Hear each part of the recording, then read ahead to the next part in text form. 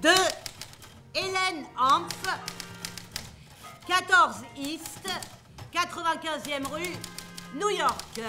Hélène Hanff n'imaginait pas connaître un jour un tel succès et encore moins au théâtre. L'auteur de 84 Charing Cross Road, aujourd'hui décédé, avait écrit de nombreux scripts et scénarios qui n'avaient pas séduit lorsqu'elle décida de transmettre à son éditeur la correspondance échangée entre elle et un libraire anglais. Le livre qui fut ensuite publié eut lui un tel retentissement qu'il a donné lieu à une adaptation cinématographique en 87 et des adaptations sur scène, dont celle proposée récemment au théâtre Princesse Grace. De 1949 à 1969, ces deux-là vont s'écrire. Voilà, lui qui est donc un monsieur très british et très féru de littérature anglaise, qui vend des livres, des beaux livres anciens, des livres d'édition parfois rares. Et elle, à New York, qui est une écrivain donc sans succès, d'origine juive, qui vit dans un petit appartement vraiment sans beaucoup d'argent.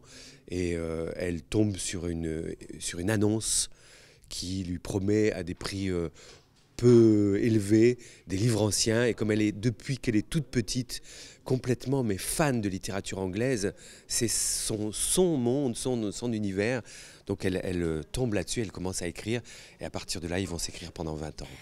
Avec le printemps qui arrive, j'exige un livre de poèmes d'amour. Pour donner vie à cette longue correspondance entre une passionnée de littérature anglaise et le libraire qui lui envoie les plus beaux écrits qu'il a recensés, le metteur en scène Bernard Yerlès a imaginé sur scène un double décor. D'un côté la librairie anglaise et de l'autre le petit appartement new-yorkais d'Hélène Hanff, avec dans le rôle de l'auteur la comédienne Laetitia Reva. C'est vrai que c'est un travail particulier que moi j'avais jamais fait encore. Comme vous dites, à la fois ça demande une grande concentration parce qu'on doit être très attentif uniquement avec ses oreilles. Voilà, quand on joue avec quelqu'un, il y a tout qui se met en place. Et là, c'est vraiment une question d'écoute. Et en fait, en même temps, c'est comme un long monologue intérieur. Enfin, pas tout à fait quand même, puisqu'il y a ces réponses de Franck. Donc voilà, nous, on a vraiment essayé de travailler avec Bernard Yerlès, le metteur en scène, sur comment rendre vivant cette correspondance et ces personnages dans l'écriture de ces lettres. Alors moi, j'ai beaucoup de chance, parce que franchement, Hélène Hanff, elle écrit comme elle parle. Et comme elle a une gouaille et un humour juif new-yorkais, elle a peur de rien. Et c'est vraiment ça, elle écrit comme elle parle. J'essaie toujours par mes pics de percer cette réserve britannique si caractéristique. S'il attrape un ulcère, ce sera de ma faute. Écrivez-moi, je vous en prie, et parlez-moi de Londres.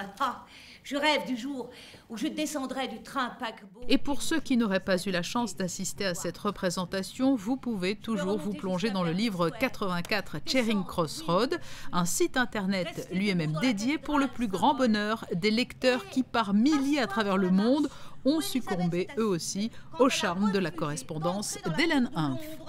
Bien cordialement, Hélène Hanff.